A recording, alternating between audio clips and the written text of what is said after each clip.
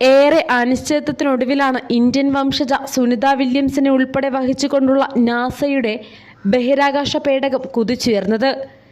10 ദിവസത്തെ യാത്രയ്ക്കായി പോയ സ്റ്റാർലൈനർ ബഹിരാകാശ ദൗത്യം അനിശ്ചിതമായി നീളുന്നു. ഇതോടെ സുനിത വില്യംസിന്റെയും ബുഷ് വിൽമറിന്റെയും ആരോഗ്യനിലയെക്കുറിച്ചുള്ള ആശങ്ക പടരുകയാണ്.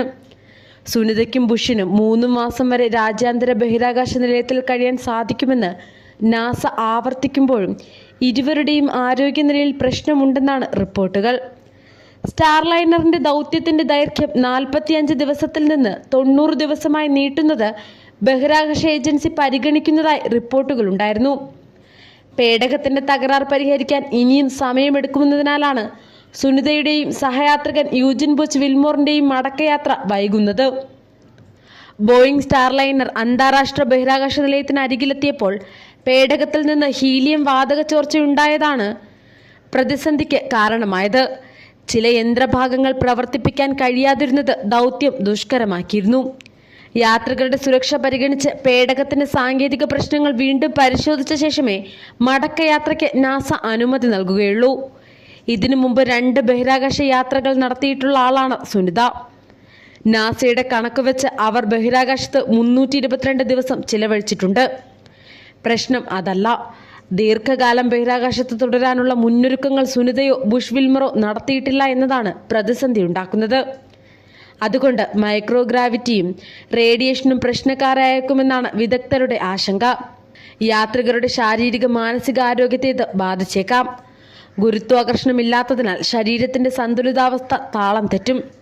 ഗുരുത്വബലമില്ലാത്തതിനാൽ ശരീരത്തിലെ ദ്രാവകങ്ങൾ ശരീരത്തിന്റെ മുകൾ ഭാഗത്തേക്ക് സഞ്ചാരം തുടങ്ങും. ഇത് മുഖം തുടുക്കാനും മേൽഭാഗത്തേക്ക് വണ്ണം വയ്ക്കാനും ഇടയാക്കും. ഒപ്പം കാലിലെയും പാദത്തിലെയും ജലാംശം കുറയും. ഈ ദ്രാവകമാറ്റം രക്തത്തിന്റെ അളവിനെയും രക്തസമ്മർദ്ദത്തെയും ബാധിക്കും.